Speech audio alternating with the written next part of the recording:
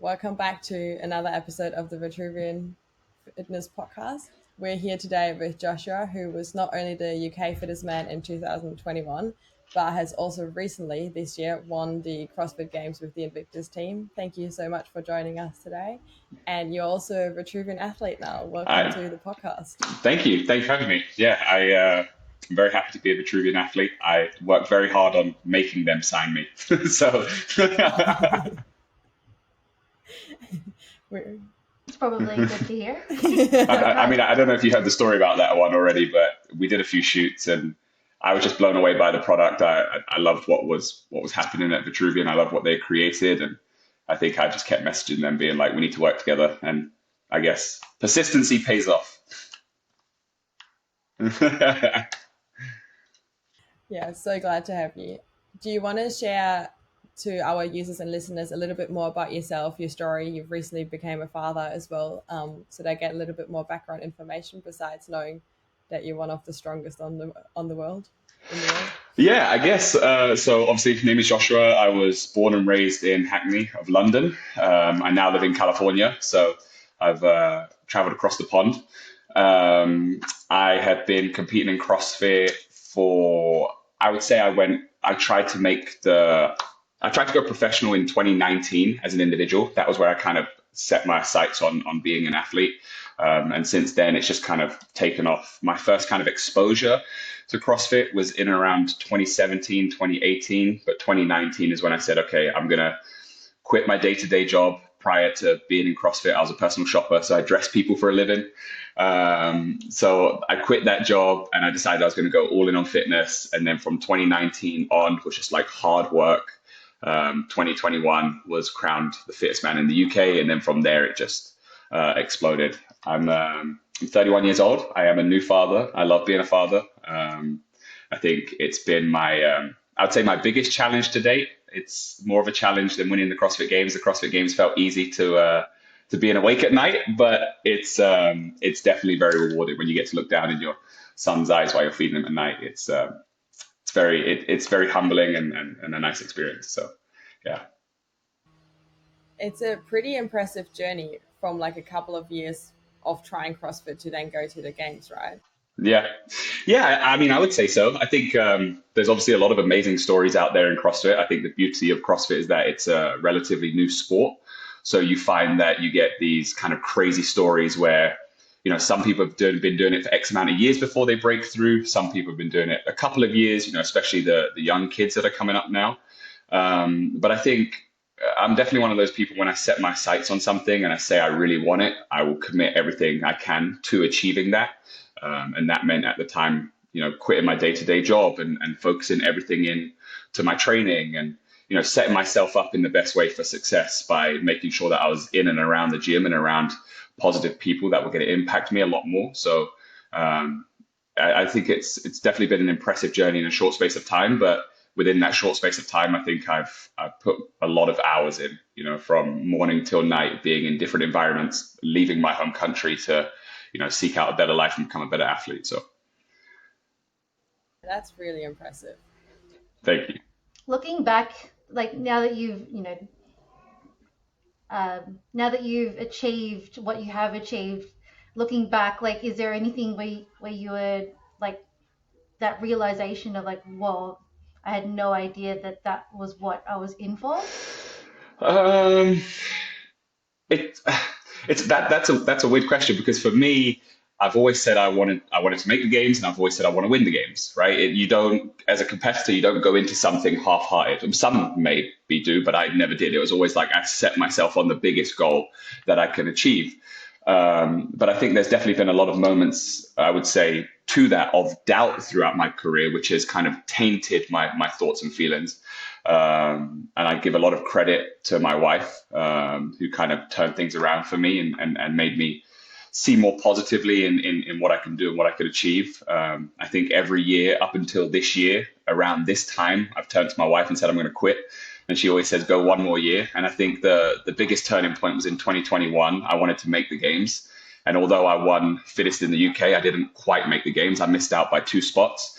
And I was just like, that's it, I'm done. And she's like, no, try one more time. And then the next year I made the games, and then the year after won the games. So had that not happened, I wouldn't be sitting here having this conversation with you. So credit to my wife. Credit to your wife, all the wives out there. All the supporting wives. This is so cool. If you look back on the past year, especially, what was like one of the biggest lessons that stand out after winning the games or before winning the games? So I guess I would say for me, I don't know how much you know about the season and what happened with us. We had an incredible team, but it didn't come without its drama. And I think looking back, the biggest lesson for me is to understand that people live their lives differently. They treat their career differently, they do things differently, and it doesn't mean they're not doing it correctly. It just means it's different to the way that I do things. I think my biggest lesson was, and even more so since having a son, being more understanding and more compassionate for other people, and understanding that like I said, they do things differently. Especially when you're on a team, what a lot of people don't realize is you are dealing with three other people that have three other lives that, some may have a different job and they're trying to compete at the same time. Myself now, I have a family that I have to, be there for. And everyone has different things going on. And I think for me, I got so tunnel visioned on this idea of being a champion. I thought that just meant work, work, work, when actually prior to this year, I was definitely one of those athletes that had, I would say, not that I didn't have fun, but I was cracking open a beer on the weekends and chilling out. And then I think people saw a change in me and wasn't quite ready for that.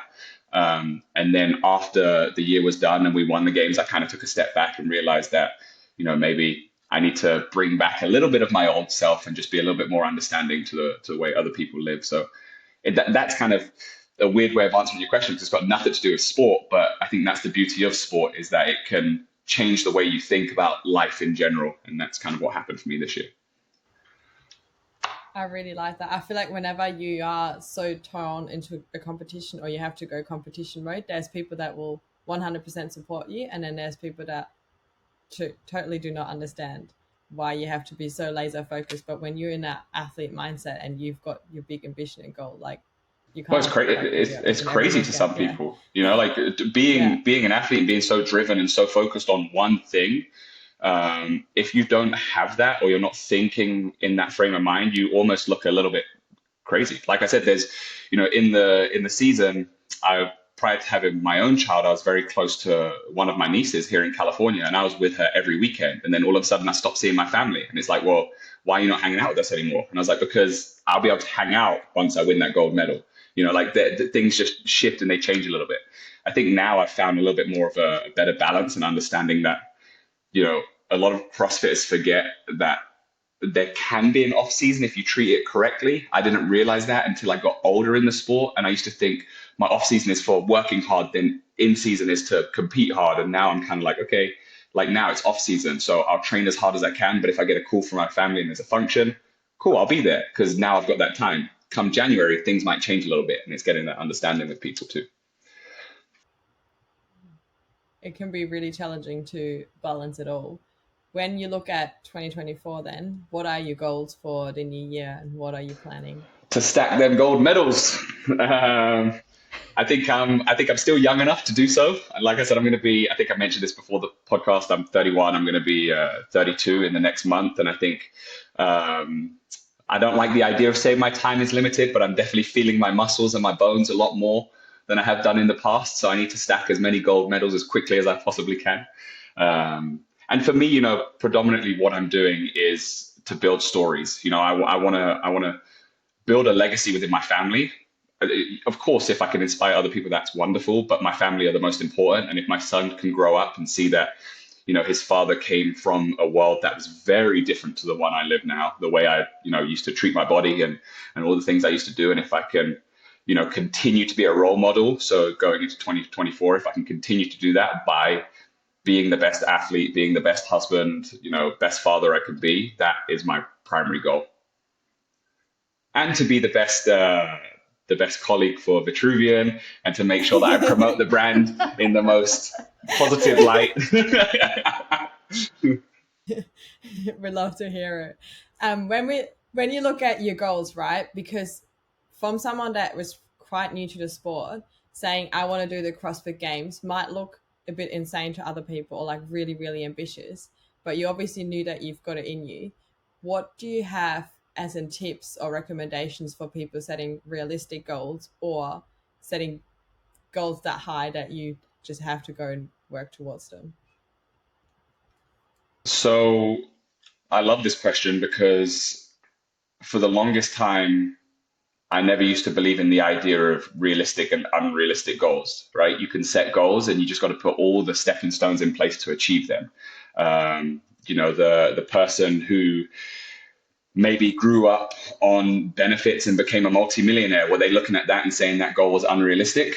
I mean, I don't know. They set the right steps in place to achieve those things. Same with the athlete that, like myself, I didn't grow up with an athletic background. I couldn't run a 400 when I started CrossFit, and I decided that I want to go to the games. That doesn't look very realistic to other people looking in. What I will say, though, is there is a difference when you know your body. You truly believe in what you're saying. I think there's so many people out there, and I've had people come to me and they say, I've just started CrossFit. I'm also 24 and I really want to make the games. It's like, do you really want to make the games, or do you like the idea of making the games? Because there's a difference. You have to understand that if you really want to make the games, I don't like to call them sacrifices, but it's the best word that I can use for them. There are going to be sacrifices along the way. There are things that you're going to have to do. You are going to maybe struggle financially a little bit because you're trying to put everything into this sport. You're buying the best supplements. You're not sponsored yet. You're trying to give up time at work. So it's like, do you really want that, or do you look at other athletes and see what they've got when they've reached the top of their sport and think that's what I want?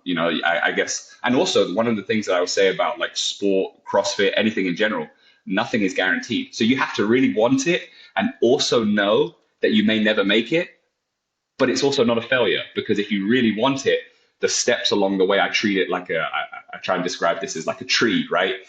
There might be the top of the tree, but there's many different branches stemming off of that tree, and you might go in a different direction, but that's cool because you're still moving up, right? And I think, yeah, it's like the term realistic and unrealistic, I try and shy away from it and just be like, anything is realistic if you put the right steps in place. If you put yourself in the right environment.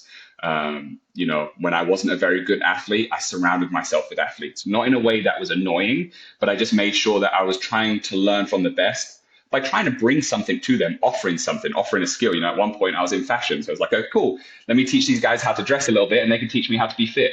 So, you just kind of have to bring something to the table in that regard. And I think any goal that you set out to achieve is possible if you truly want it. And I think that's the most important thing that people have to realize.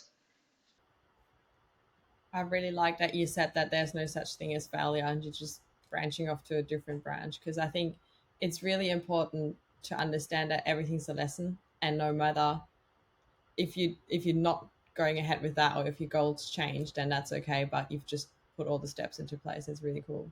For sure. And it Look, clearly works.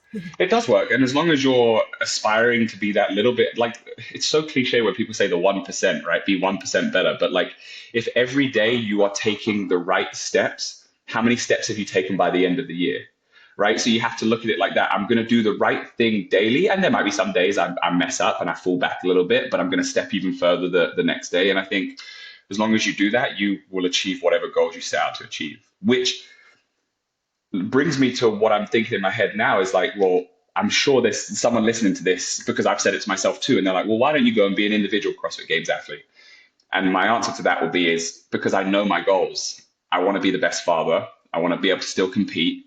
I want to win gold medals, and I'm not 25 anymore, So I have to be, that's where the realistic side weighs in. I have to be honest with myself. Like, yeah, I have no doubts that I could qualify for the CrossFit Games as an individual. But will I win the CrossFit Games as an individual? As a 31-year-old or 32-year-old, first time making it there, the likelihood is very slim. So then do I want to continue doing that for the next 5 years? Well, I've created my lane now in the team division. So that's the lane I want to be in, because that's where I know, I fit in. So I feel like I just created my own question for your podcast there, but I felt like I kind of wanted to get that one out as well. No, this is really good, because there was obviously there's the opportunity to go single or to go into a team. So that was actually on my list of why you chose the team rather than going individual. Yeah. I mean, I've done it. Look, I've done some individual stuff. I think if I could rewind and go back, like if I could have started CrossFit, say when I was 22, and then I was on a team when I was 28, then maybe things would be different. I'd be looking at different avenues. I just think I'm very honest with my age. I'm very honest with my skill set. I also don't like I call myself a CrossFit athlete too, but I don't like that term in the sense that like I'm an athlete. I play pickleball tournaments. I run marathons. I do triathlons. I love being part of fitness, working with Vitruvian, being in and around this community where people are striving for better health. The be all and end all is not being the athlete. The be all and end all is being able to pave the way, in particular because I am male, for other men to kind of move into a world of health and fitness and get up off their asses. So for me, that's more interesting than the idea of being like, oh, go and be an individual athlete. I'm using my platform to create an avenue for people to aspire to be fitter, and that's what matters to me.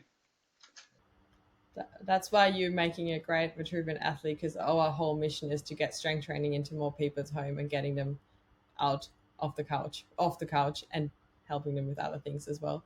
And I But tell you what, we, guys, with the Vitruvian device, it is the easiest thing you can do. I mean, look, I know that's cliche, but honestly, I think, for me, I've been searching for the best at-home tool for the longest time. And I was actually blown away by, firstly, the amount of weight that you can add to this thing. Let me just say, I've been very humbled in the last couple of weeks because I'm trying to do weights that I think I can do in the gym. It's not the same. I've been struggling under loads, but in a good way. And obviously, as you know, the Vitruvian helps you in the sense that if you start to struggle, it will tap out and it will bring the load back in, less aggressively and stuff like that. But I've been able to also come home and spend more time with my family because instead of sitting in the gym for an extra hour and doing my additional accessory work, I can come home and do it on the Vitruvian platform. So I really do think it is the best. I know you can bring it into gyms too, but the best at-home device. I'm heading out to Yosemite next month. I'm going to put it in the back of my truck because you can do that, unlike other machines that are attached to your wall or whatnot. And I can go and train in Yosemite. I could plug it into my truck and stare at the giant sequoia trees and work out. It doesn't get better than that. So it's definitely one of the biggest advantages I think that we've got over other things. When you look at training in general, outside of just the Vitruvian training, and you've been from a beginner athlete to now like a pretty advanced athlete, is there anything that you recommend users, members, clients in terms of change in their training or overcoming plateaus in that journey? in general, or on the Vitruvian?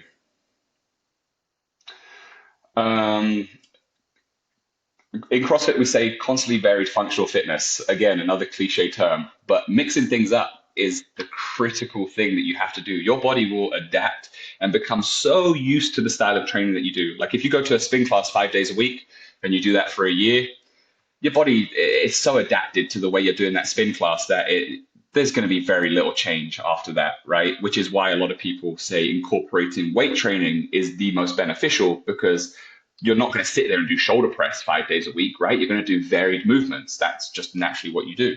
So I think to overcome a plateau, especially if you live in a climate where you can, get outside, like go for a run, go play an outdoor sport. I mean, I'm 31. I'd never played basketball growing up, and I went and bought a basketball and went down to a court and was shooting hoops. Like you have to do different things because then I walk away from that and I'm like, man, that was so fun. And the next day I go into the gym and I want to work even harder, right? Like it creates a much more positive energy if you just constantly vary what you're doing. And I think that is the critical thing to do. Making sure that you're making it fun. Fitness doesn't have to be in the gym 24/7. It can be out on your bike. It can be exploring. It can be walking. It can be hiking. There's so many things that you can do. And I think a lot of people get pigeonholed into this idea of, I've got an hour to exercise, so I have to go to the gym. Okay, well, you can also do something else. I think that's what. Are you kind of? Oh, sorry, you go, Christy. I was gonna say, are you speaking from experience a little, like having to learn that yourself when you were trying to overcome some stuff? For sure. Yeah, there was a period in my life where so when I was younger, my first kind of step into fitness, I was a professional dancer, so I used to do contemporary and ballet. And a lot of people look at that and think, wow, you must have been fit. We were not fit. I used to walk out of a training session and smoke a cigarette. Like it was different, right? Yes, I could dance well, but I wouldn't say that was the epitome of fitness. It was just, again, this is learning the pattern, right? I learned how to dance. It became so natural in my body. My body was never changing. I was then able to do all these bad things in and around that. And then I started going to the gym, and I was in the gym. I call it a Globo gym. So doing like bodybuilding and stuff. And it got so mundane just doing the same things like chest on Monday. Like I had my set routine and I did that for about a year. And I got so bored. And that's kind of what pushed me down the avenue of finding CrossFit. And I actually realized that I thought I wasn't good at sport. I had a little bit of strength in me, but I didn't think I was really good at anything because I never tried new things. And then once I started getting out and exploring and starting trying new things, my body changed. There was a period where I was like bodybuilding for the longest time and wasn't putting on any size. And then I went and did CrossFit and got bigger. And everyone's like, you can't get bigger doing CrossFit. All right, well, look at me. I've gone from being 180 pounds to 210 pounds. Work that one out, you know? So I think that constantly varied aspect of it then just kind of lit this fire in me, you know, like when my buddies say, do you want to come and play some football? And I'm English, so football for me really means football. But I guess because I'm in America, I'm talking about American football. So like, I've never played American football in my life, but if my friends say, come play it, I'm going to come play. Or like, I'm going to try those new things. I've built that confidence now by getting outside and doing new things. So I really like that. I think that's what I admire the most about the whole CrossFit is that you are such a hybrid athlete and a well-rounded athlete. Me coming from a bit of a powerlifting background, I was very much into the same lifts every day of the week. And then this year or like the last few months, I've realized that it is a bit boring, like you said, and it is much more fun to change it up and go for a run and do some boxing and do other things and learn some CrossFit moves. And it's really good to be a beginner at some stuff. And does the ballet help you with the gymnastic stuff at all? it helped me with understanding how to move my body and coordination for sure. Yeah. I think out of everything that I do in and around CrossFit, I would say gymnastics is the one I have to work the hardest at, just because, my role was always pressing as a man. So I was always lifting women up, right? Versus like pulling. So that was the difference there. Whereas gymnastics and CrossFit, you have to muscle up, you have to pull up, all that kind of stuff. So my press has always been very good. Like I have a 410-pound split jerk, but I struggle sometimes to do 15 strict pull-ups. So, like it comes with it different things, but it definitely helped with my coordination and understanding my body. When I walked into a CrossFit gym, I was able to hit a squat snatch without ever doing one, just because I had built enough mobility and understanding of how to move. It wasn't a great squat snatch. I'm sure the bar didn't make contact with my body or anything, but I got into that position, so I think there was some benefit from that. What is your favorite implement or discipline in CrossFit? Oh, Because you got gymnastics, ollie lifting. yeah, it flip flops. It changes because in different off seasons I train different things. So then it will move around. For the longest time, it was weightlifting. So clean and jerk, snatches, that kind of stuff. I was never particularly fond of, say, and you're going to hate me for saying this, the powerlifting side, because for me, again, I'm 6 foot, slightly longer. The pull for me was never great there. But I have got into it more and I have changed. And then there was a period where in my off season I did triathlons, and then all of a sudden I started loving running and biking and swimming. And then now this off season I'm playing around with doing some high rocks races and stuff like that as well. So it just changes depending on what I train. I tend to hate whatever I change to for the first like month, and then I fall in love with it. So, and that's why you should always try new things. Yeah. I'm currently trying to do my first ring dip. I hate it. But in a few months' time, once I get the first one, I'll be like, yeah, this is so good. Yeah. But it's like anything, right? When you're not good at it, you think it's terrible. And then the minute you can do it, you're like, oh, I love this, So I think there's a message there. It's just, if there's something new you want to try, also stick at it.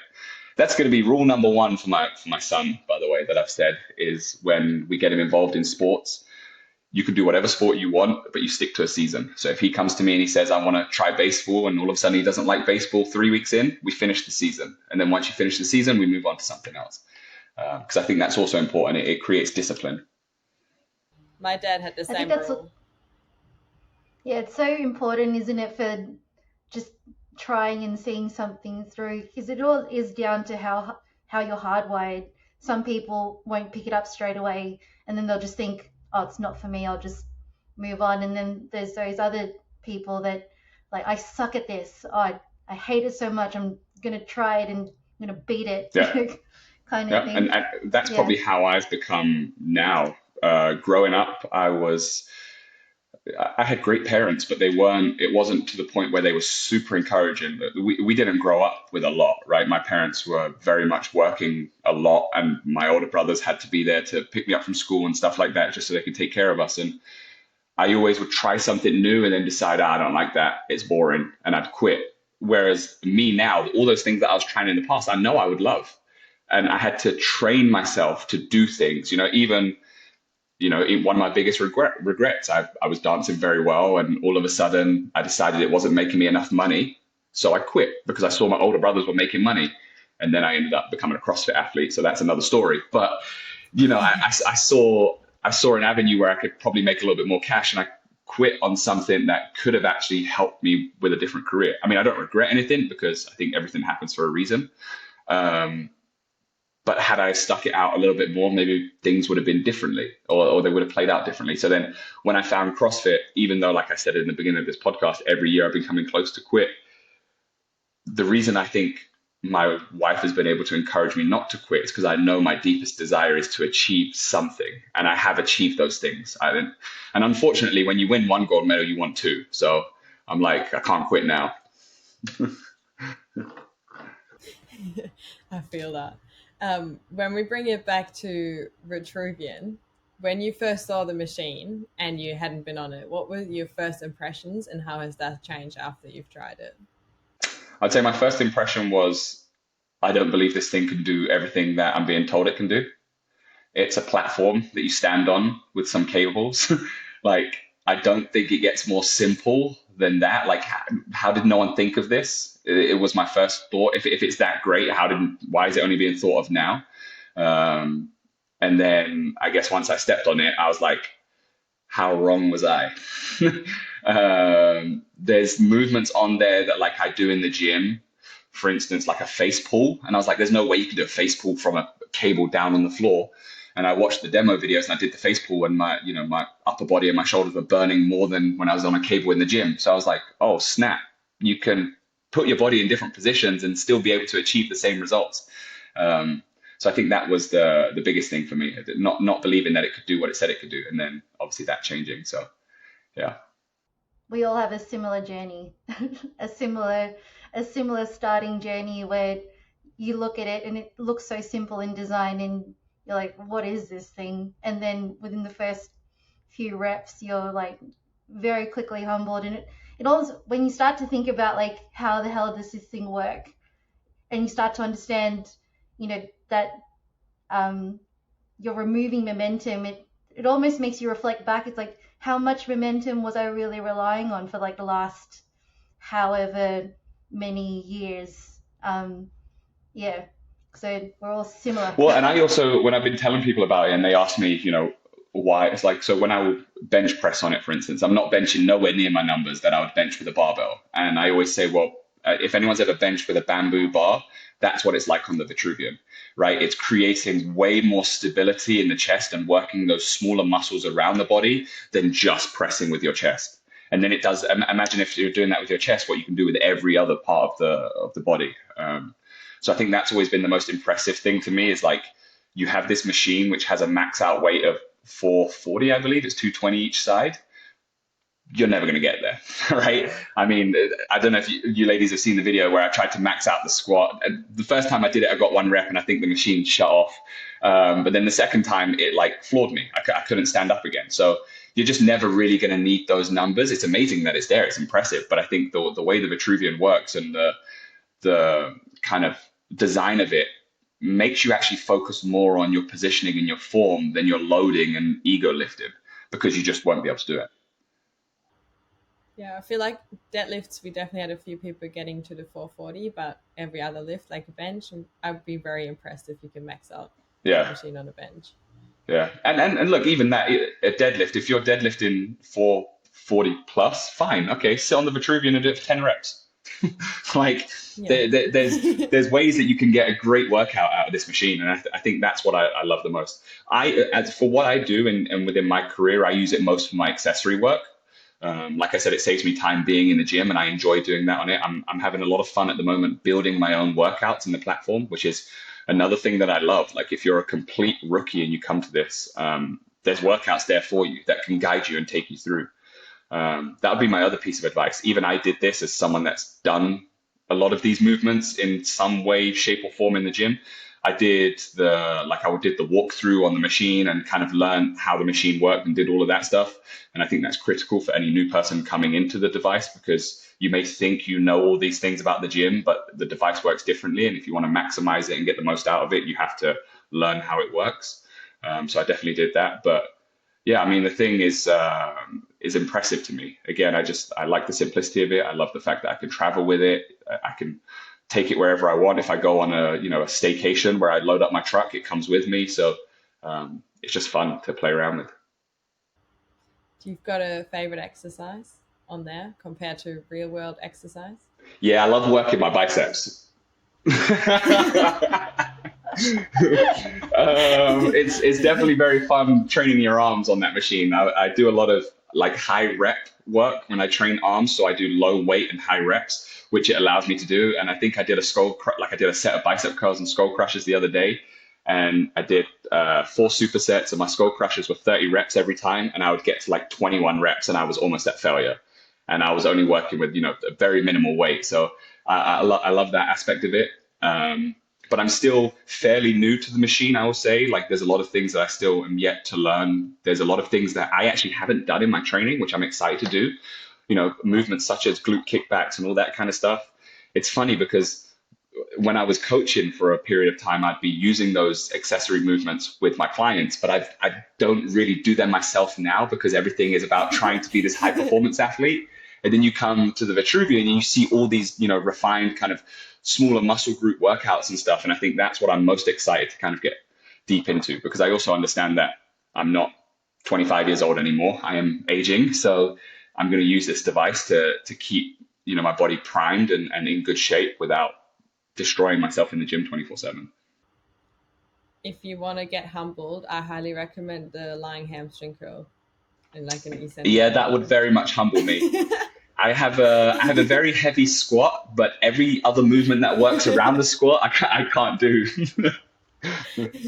So, Yeah. you Yeah, that's definitely a good one. When you look at your training, like you're obviously nailing the training, what are the things that you have in place in terms of nutrition recovery recommendations? I know we talked about how you don't like to be told that you shouldn't be working out um, from like a trackable or wearable, but what other things do you have in place to make sure you get the most out of sleep and nutrition recovery? yeah. So obviously the challenge since having a son is trying to be a little bit more flexible with sleep and nutrition. I'm often finding myself letting my food go cold if he's crying until I can soothe him and then go back to my food. Um, I try not to overcomplicate things in the sense that as a human being, we should be sleeping more, right? We've grown up in an environment where our attention is taken away so much by social media devices and all these various things. And we're also taught one of my biggest pet peeves and something that I hate. And everyone's like, no sleep, hustle, work hard. It's like, okay, cool. See how long you can do that for. Like we should be talking about actually, you will be way more productive if you sleep longer, right? And manage to actually work less hours. I have a firm belief in that. Like if you're someone that has a particular job that requires you to work 24/7, you're probably not doing your job that well. So I think for me, sleep is critical, and I have this idea where like I'd like to ultimately get at least 8 hours sleep. Currently, at the moment with a baby, I'm still getting close to those 8 hours, which is pretty impressive. It's broken up, but I'm getting there. Usually in season, I'm getting 10 hours sleep a night is what I was always aiming for. So that's something that I like to focus on as much as possible. And anyone out there that says, well, I can't do that because I have a busy life, go to bed earlier. Um, and then in terms of nutrition, again, I have such a simple approach. Like for me, it's less about the number in what I'm eating, so counting everything down to a T because I'm a performance athlete, and more about the quality of the food that I'm eating. Like I know if I'm eating a cheeseburger and fries, that's not going to be the most nutritious food for my training, right? Might feel good in the moment. It might give me a boost the next day if I go in and hit deadlifts or something, but long term, it's not going to be the best food for me. But I know that if I'm eating a handful of rice and some sort of protein, chicken, vegetables, stuff like that, I can sustain that. Now, I know that's different for other athletes, like if you're trying to be a bodybuilder or if you're trying to put size on. For me, I'm literally just trying to perform. So I kind of eat when I'm hungry, which is usually all the time. Uh, and then I try and make sure that that food is as healthy as it possibly can be. Um, with that said, I still like the odd beer. I enjoy an IPA. I like to eat chocolate. I think I probably have a bag of chocolate almonds every day. So, like it's I don't know. Again, that's another thing that like I wish I could help encourage people into. I know this doesn't work for everyone, and I'm sure if I had someone come to me that their health was deteriorating and they needed a different avenue, I would take a slightly different approach. But for most of us, we know when we eat something, whether it's right or wrong, and there's no good or bad foods, but I'm saying based on where you're currently at in your fitness journey. Like if you're trying to achieve a certain goal and you're putting something in the way that hinders that goal, we know. We just choose to ignore it. And I think what I like to do is recognize things. Like I'll find a point where my wife always jokes about this because we can go out and have, a nice lunch with sushi and I might even have a beer or whatever. And then I come home and I eat my chicken and rice and vegetables or my salad. And she's like, how can you go out in the afternoon and have one thing and then come home and have a complete different meal? Most people, they just want to sit on the couch and continue eating chocolate and crisps and that stuff. Well, I know that I've had that enjoyment for that period of time, for that lunch or whatever. Now it's back to work. Now it's back to doing what I need to do, And I also don't do things like cheat days. I'm like, if I want something, I have it. I think this idea of a cheat day just means you splurge. And then what happens is a cheat day turns into a cheat 2 days or a cheat week. Like if you really, really want something and you've worked hard, eat it. Like just do it, So yeah, I wish I could be a little bit more informative when it comes to nutrition, but I don't want to be a 40-year-old man worrying about what I'm eating because for the previous 20 years of my life, I've been focusing on macros and now all of a sudden I don't know how to eat. I'd rather create good, healthy habits now and something that's sustainable to the point where like, I'm not even at one point I was on a time schedule with protein shakes. I don't do that anymore because if I go on vacation, I used to get really stressed. Oh, where's my protein powder? And it's like, I'm on vacation. Like, let me go eat something, right? So that's how I tend to do things now. Like if I can get the shake in, I get the shake in. The one thing that I will say that I'm adamant about is my salts. Like I like to have salts when I'm training because I'm sweating so much. And I think that is critical for me. Salt and water. Apart from that, like my body is very good at telling me when it needs something if I listen to it. So yeah, So is your vice sweet or savory? both at the same time. Same. One in one hand, one in Yeah, the do it at the same time. I would say, do you know what? It's so weird for me. Like, here's another thing, like how I kind of treat my life. I know I love chocolate almonds, right? That's what I love to eat, and I love the mix of the dark chocolate and the milk chocolate almonds. So when I go out, I'm not going to sit there and have dessert because I know when I go home, I'm probably still going to eat those chocolate almonds. So that's how I treat things, right? I'm like, well, I know what I'm going to do. I know what I like. Like if that's my love and that's what I want to enjoy, then I'm going to refine the other enjoyments in life. Like I'm not going to do so much of those other things. If I say to myself, okay, cool, I'm going to stay away from those chocolate almonds tonight, maybe I'll have a little bit of dessert or maybe, but you have to pick. You can't have it all, and that's just life. We do not have it all. We have to pick. We have to pick the road we want to go down. And we have to be committed to that road, whatever it may be. Do you have a similar strategy for your beer drinking days? Just asking for a Yeah. friend. I was So gonna say, like, I always choose Yeah, food over drinks, but that's me. yeah, like what are your tips? Like if you know that you're going to meet up with some mates in the afternoon, you're going to have a couple of then beers, what would you be doing? absolutely eat first and foremost. And you know what? To that, it's kind of funny. There's this. Everyone's different, right? And a lot of people think, well, if I'm going to have a few drinks, I'm going to eat a pizza. You don't have to do that. Have the same meal you're going to have. Eat the way you like to eat. Whether when I say like to eat, I'm hoping that we're all talking about health here, right? But eat a normal meal that you would eat before you went to the gym or whatever, and go and have your drinks, and then just go back to it. Like it doesn't have to be this, oh, I've ruined my diet. Treat it like a basketball game, right? You have 4 quarters to a basketball game. You mess up 1 quarter, you've still got 3 more. You can't look at it like, oh, because I messed up 1 quarter, I'm going to throw the whole game away. So you have to treat it like that. That's a good analogy, actually. Yeah, I like that one. It wasn't my own. I stole it. I stole it from somewhere. I like the basketball game much better than the car. You know how they say when you pop a tire, you wouldn't pop your other 3? What? No, I've never heard that one. Yeah, I've heard that. Oh, really? If someone slashed your tire, if you ran a flat on one of your tires, that's a fair point. Slash all 3.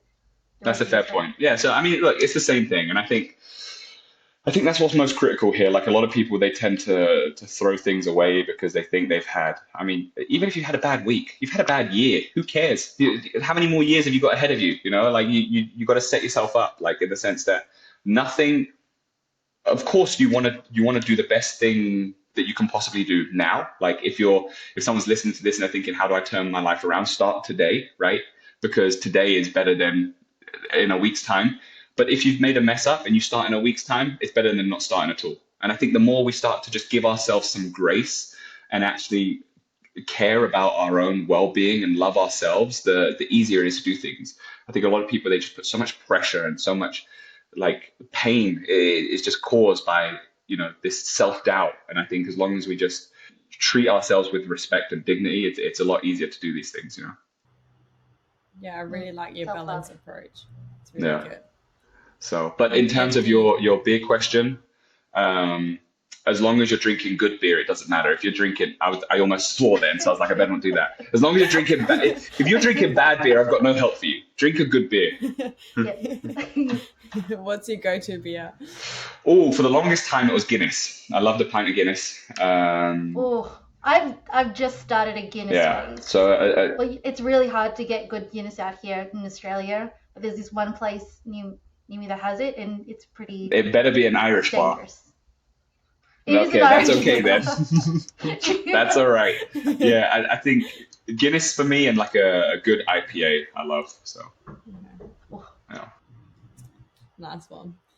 We always finish up the podcast with some rapid fire questions. And oh God. The first one is, I know, can't go in here to hit you, but it's easy. What's your favorite workout song? Oh man, I'm not very rapid, clearly. Honestly, I don't like choosing music. Okay. I don't, because I kind of expected that from you. I don't know why. I had the question. I was like, I have a feeling he doesn't listen to music. I love music. Okay, I love R&B. I love hip hop. I love Afrobeats. I hate rock and roll. Don't put rock and roll on around me. If I answer that rapid question, I don't want to listen to rock music. Anything that hurts my head, I can't do. But I don't like picking songs in workouts, because then what happens is I have a habit of wanting to pick the next song, right? When I should be working out. So I kind of leave, like if I put a playlist on, I let the playlist run. I'm just going to play that playlist, because otherwise I'm constantly changing songs. But I would definitely say, as far as a genre goes, I would say I'm currently working out mostly to Afrobeats. So. Yeah. Sorry, I slowed down your rapid fire there. Go again. Let's go again. One exercise you can't live without. Oh, exercise I can't live without: running. Running. Okay. Mm-hmm. Out of all the things, that's good. Well, because you can do it no matter what. Just put one foot in front of the other. Yeah. Post-workout snack. Chocolate almonds. and a can of Diet Coke, which I know is terrible. I shouldn't say that, but it's true. So.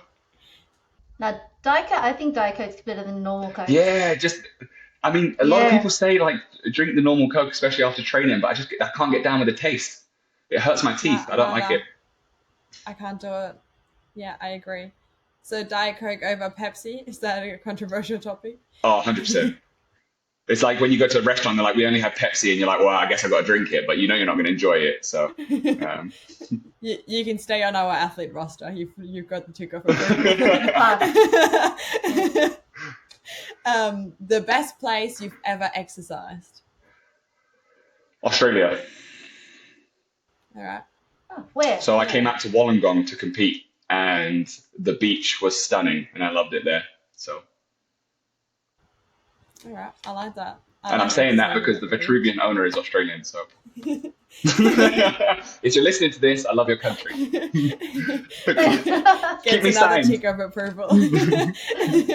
Contradiction. A book or a podcast that you recommend for motivation? I love listening to Joe Rogan. For me, I feel like I know some people like and some people dislike, like anything in this world. It's like Marmite, right? But I think for me, Joe Rogan is the person that I resonate with the most. I think the way he speaks, he speaks in a way which is, he's not judgmental and he doesn't choose a lane. He just is open and honest. And I think he has a lot of great guests on his podcasts. And I think, yeah, definitely that would be the one I would listen to. Amazing. When we wrap up the episode, where can people find you and what personal goals do you have for next year?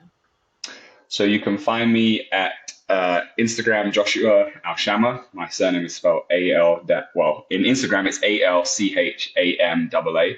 There's no dash in there. That's pretty much it. I'm also showing my age here because TikTok doesn't make much sense to me just yet. I love consuming it. I don't know how to work with their algorithms or any of that stuff. So Instagram is the one for me. I am working on, I just got this little toy here that I'm going to be playing around with. So my goal is to make a YouTube channel and to, be a little bit more open with my training and my lifestyle. So hopefully that will come too. And then my goals for next year are to continue being happy. That is it. As long as I'm happy, then life is good.